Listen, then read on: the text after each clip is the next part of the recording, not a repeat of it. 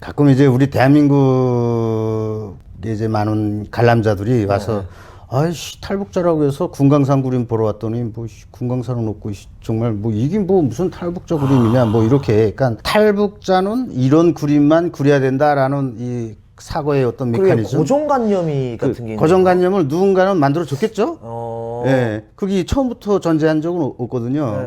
그러니까 뭐 이런 것들부터 해서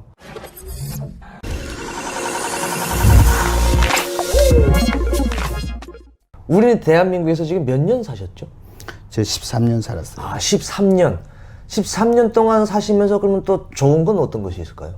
대한민국에서 저었던 게 참 많은 것 같아요. 대한민국에서 초기에 살 때는 힘들었죠. 대학생활 하고 할 때는. 그렇죠. 근데 인간이 자기가 삶이 힘들 때는 세상이 다 싫어요. 아, 그렇죠. 이제 좋은 거 말씀하시고 안 좋은 것도 이제 말씀을 하셔야 되기 때문에. 근데 우리나라에 와서 제가 제일 궁금한 것들에 대해서 해답을 주는 것들이 많더라고요. 그러니까 제가 보통 이제 북한에서도 보면 뭐 어려서부터 막 국가에 충성하라 막 그러잖아요. 그렇죠. 그러면 의문을 가지잖아요. 대체 그 국가는 뭐야? 도대체 그 국가라는 건 맨날 국가 하는데 그 도대체 언제 그 국가는 뭐 어떻게 하는 거야? 뭐 어떤 대상이 궁금하잖아요. 사상 뭐 이런 거 북한에서에서 이제 강조하는 것들에 대한 그게 뭔지 모르고 살았어요. 그래서 그냥 복종해야 되면 복종해야 되고 그렇게 말해야 되면 말해야 되고 우리나라에 와서 제일 좋았던 게 저도 우리나라에서 엄청 힘든 시기들이 많았고 그 과정 속에 이제 힘든 걸 이제 헤쳐나가자고 보다 보니까 이제 책들을 보기 시작했고 뭐 얼마 많이 보진 못했어요. 그런데 기본 근간이 되는 책들이 있어요. 그런 기본적인 어떤 사고의 구조를 만드는 그런 걸 어떻게 만든 거야. 이 본질이 뭐야라고 이렇게 가르쳐주는 책들 있잖아요. 그런 걸 보면 아 그랬구나라고 하면 사람이 이해 못하면 대단히 막 불안하고 힘든데 어떤 고통과 어떤 상황에 대해서 이해하고 나면 아 그랬구나. 그리고 이제 해소가 되잖아요.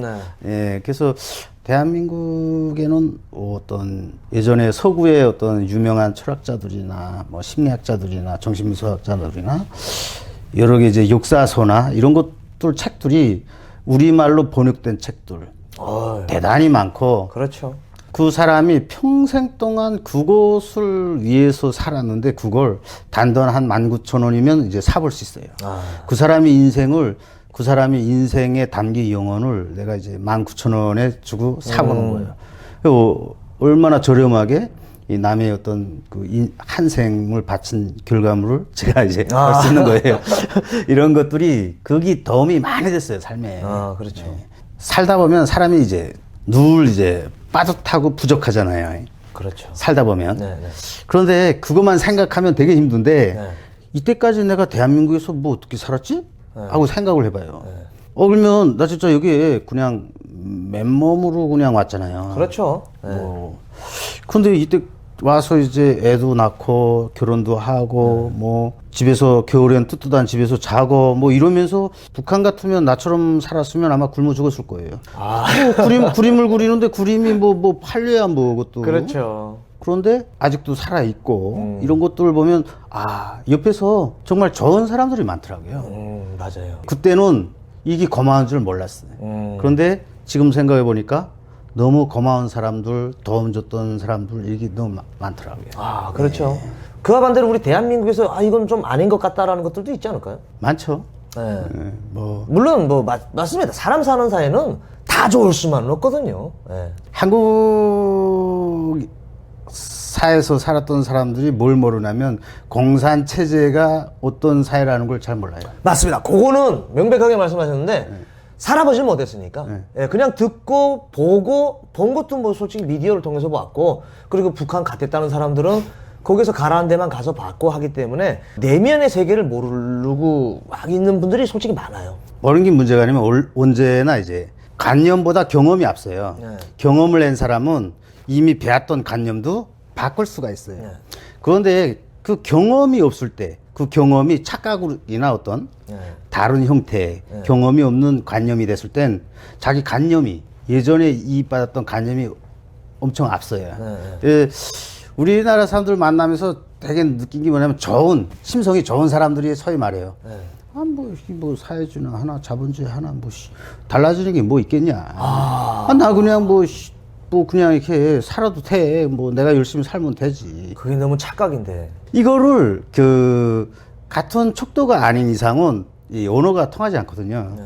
근데 이런 것들이 되게 많죠. 그래서 이제 북한에서는 미술에 대한 관념이 전혀 달라요.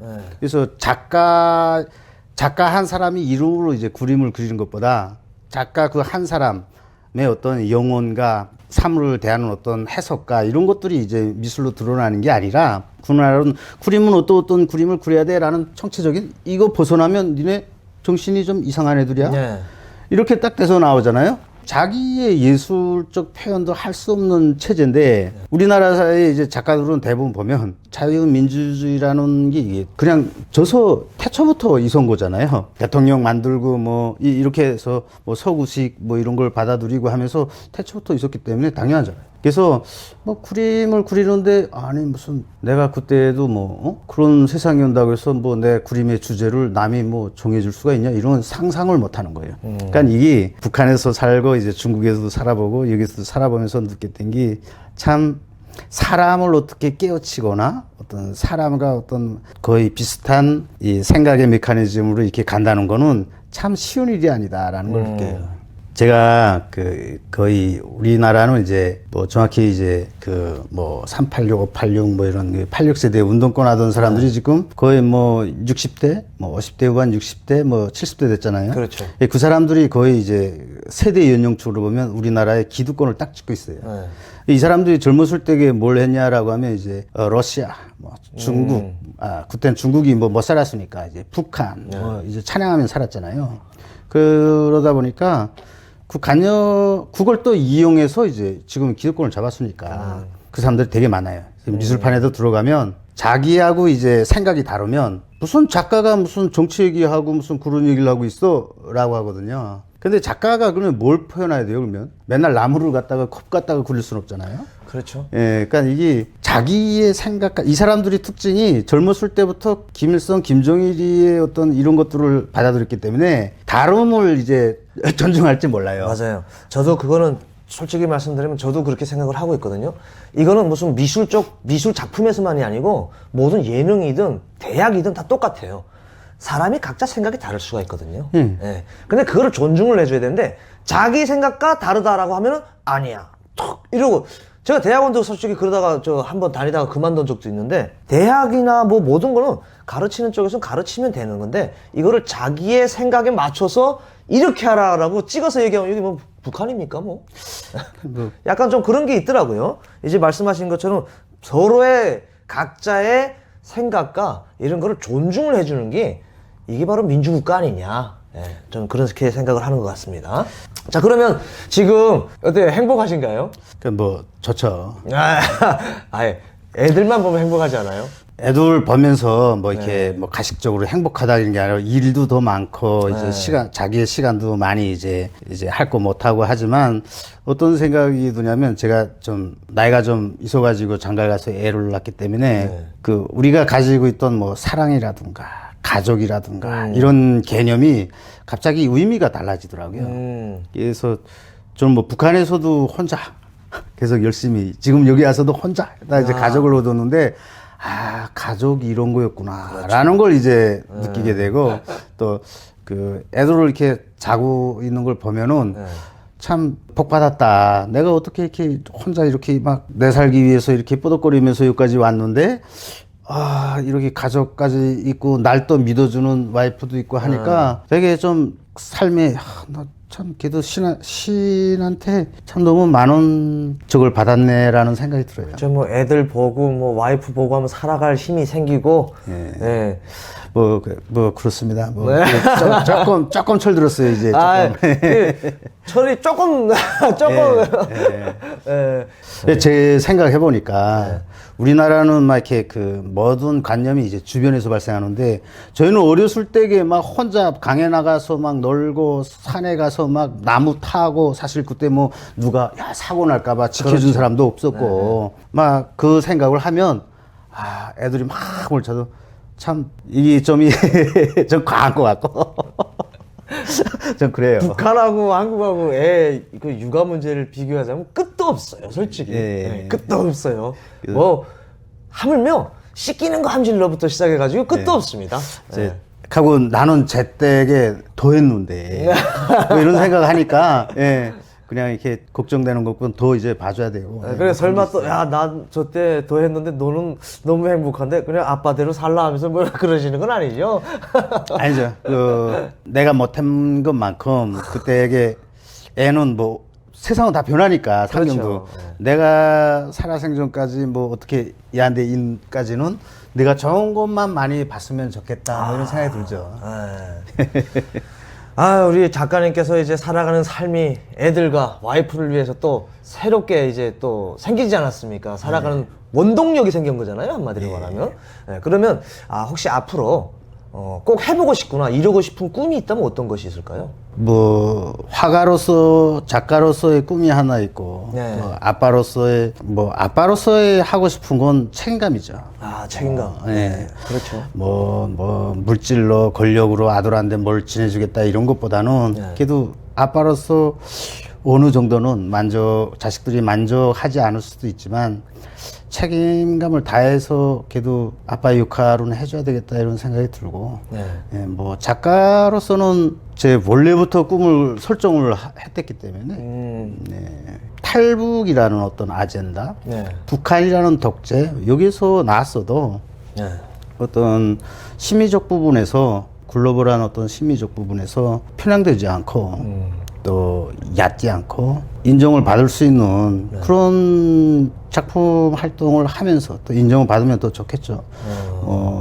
좀 그랬으면 합니다. 그게 꿈이에요. 네, 근데 하나 이제 책임감 있는 아빠라고 하시지 않았습니까? 네, 책임감 첫째로 있으면서 물질적으로 자녀들한테 도움 주는 것도 아마 자식들이 더 좋아할 수 있어요.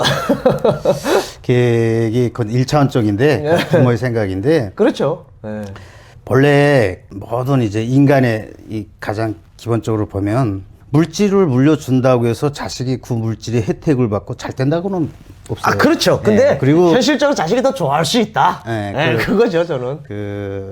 어떤 세계에서 살아가는가 중요한데 사람은 항상 이렇게 신은 인간한테 만족하게 주질 않는데 당연하죠. 항상 부족하게 준대. 네, 뭔가 하나 부족하겠죠. 네, 그 부족한 걸 채우려고 계속 노력하고 움직이다 보니까 사람이 성장을 하는 거잖아요. 그렇죠. 그래서 애들한테는 뭐 제가 그 물질에 대한 무슨 어떤 부담감은 별로 없고요. 알겠습니다. 네. 오늘 인터뷰 너무 이 미술 작가의 인생 스토리 같은 이야기를 좀 했는데, 끝으로 우리 시청자 여러분께 한마디 부탁드리겠습니다. 예, 안녕하세요. 누구나 다 인생을 살 때에는 어떤 직업을 가졌던 어떤 수틀 같은 가볍지 않은 삶을 그렇죠. 산다 생각해요. 그래서 제가 여러분들에게 뭐 딱히 뭐 이런저런 얘기할 건 없고요. 단지 부탁을 하셔서 제가 그냥 제 생각대로 이렇게 얘기를 했는데 생각이 다른 분들도 계실 수 있어요. 그렇죠. 그런 걸 널리 양해해 주시고 잘 봐주셨으면 감사하겠습니다. 네. 감사합니다. 뭐 이야기 내용에 뭐 어떻게 다 본인의 생각과 똑같겠습니까? 다름을 존중해주는 그런 이제 시간이 좀 되셨으면 좋겠고요. 제가 많은 활동을 하고 계셔가지고 방송 좀 출연해주시면 좋겠습니다. 라고 제의를 했는데 이렇게 흔쾌히 수락해주셔서 고맙습니다. 이게 저야 고맙죠. 네.